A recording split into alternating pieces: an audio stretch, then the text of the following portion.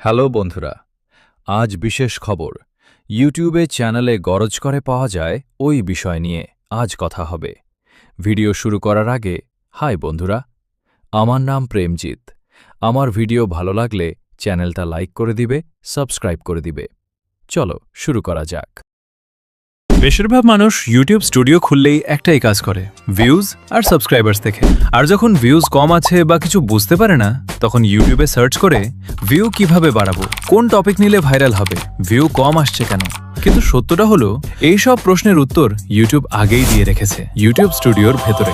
YouTube studio শুধু view দেখার জায়গা না, এটা হলো তোমার চ্যানেলের পুরো কন্ট্রোল রুম। এই ভিডিওটা দেখার পর থেকে তোমাকে আর আন্দাজে ভিডিও বানাতে হবে না। ভিডিওটা শুরু করার আগে ছোট্ট একটা অনুরোধ, একটা লাইক আর সাবস্ক্রাইব করলে কিন্তু তোমার কোনো ক্ষতি হবে না, তাই করে দাও। করে দিয়েছো?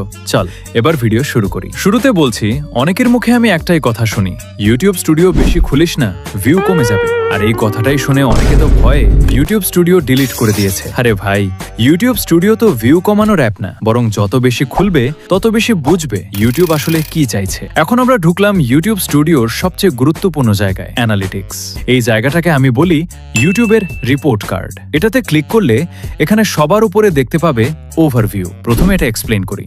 এখানে তুমি দেখতে পাবে বর্তমান ভিউজ, ওয়াচ টাইম আর সাবস্ক্রাইবার। একটু নিচে গেলে দেখতে পাবে টপ কন্টেন্ট, মানে তোমার কোন কোন ভিডিওটিও এখানে বেশি ভিউজ পেয়েছে এটা দেখাবে। আর একটু নিচে দেখাবে রিয়েল টাইম। এটা হলো তোমার ভিডিও কখন মানুষ দেখেছে, আপলোড করার কতক্ষণ পরে বা কখন তোমার অডিয়েন্স বেশি থাকে, এইটা এখানে দেখাবে। এটাতে ক্লিক করো। এইবার গ্র্যাপ অনুযায়ী দেখতে পাবে তোমার অডিয়েন্স কখন বেশি অ্যাক্টিভ থাকে।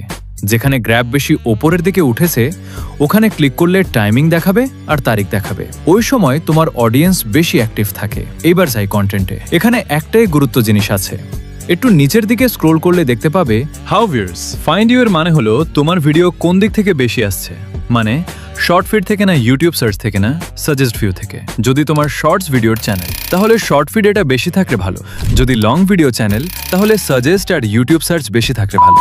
এবার যাই অডিয়েন্সে। এটাই হলো সবচেয়ে গুরুত্বপূর্ণ জায়গা। এখানে নিচের দিকে এলে দেখতে পাবে অডিয়েন্স বাই ওয়াচ বিহেভিয়ার।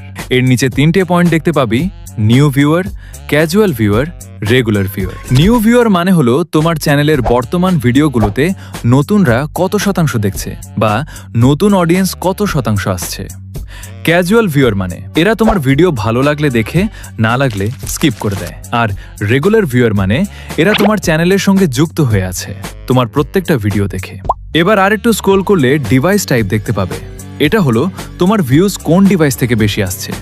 বেশিরভাগ মোবাইল দেখাবে, তারপর টিভি, কম্পিউটার, ট্যাবলেট এইসব দেখাবে। এবার আর একটু স্ক্রোল করলে দেখতে পাবে এজ। এটা হলো তোমার ভিউয়ার কত থেকে কত বয়সের। এটা কোনো গুরুত্ব না, এটা বেশিরভাগ দেখাবে 18 থেকে 24 বা 25 থেকে 28। আর একটু নিচের দিকে গেলে দেখতে পাবে জেন্ডার, মানে তোমার ভিডিও মেয়েরা বেশি দেখছে না ছেলেরা। এর নিচের দিকে দেখতে পাবে জিওগ্রাফি, মানে তোমার ভিউয়ার কোনখান থেকে দেখছে, বাংলাদেশ, ইন্ডিয়া, ইউনাইটেড স্টেট। যেরকম তোমার ভিডিওর ক্যাটাগরি থাকবে সেই জায়গা অনুযায়ী তোমার দর্শক হবে। ধরো তোমার ভিডিও ইংলিশে, তাহলে ইউনাইটেড স্টেট এখানে বেশি দেখাবে। আর নিচে থাকবে ল্যাঙ্গুয়েজ, তোমার ভিডিও কোন ভাষায়। এইবার নিচে দেখতে পাবে একটা গুরুত্বপূর্ণ জিনিস, সাবস্ক্রাইবার। নট সাবস্ক্রাইবারের শতাংশ সবকলেরই প্রায় বেশি থাকে। এখান থেকেই বুঝতে পারবে তোমার ভিউয়ার ভিডিও দেখার পর কত শতাংশ সাবস্ক্রাইব করছে আর কত শতাংশ করছে না। এখানে আর কিছুই জানার নেই। এইবার যাই ট্রেন্ডস, এইখান থেকেই আইডিয়া পাবো। এখানে গিয়ে নিচের দিকে দেখতে পাবে অনেকগুলো ভিডিও আছে। এর উপরে রিসেন্ট ভিডিওতে ক্লিক করলে এখানে যতগুলো ভিডিও দেখতে পাবে এগুলো তোমার চ্যানেলের সঙ্গে সম্পর্কিত। এই টাইপের ভিডিও বানালে ভালো ভিউজ আসার সম্ভাবনা আছে।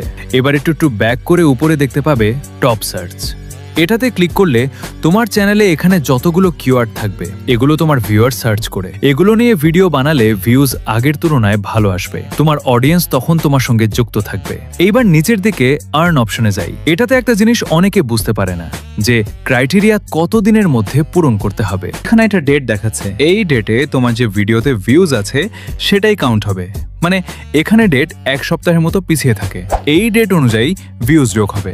আর এই শর্টসের ক্রাইটেরিয়া হলো এইখানে নিচে লেখা দেখাবে 90 দিন।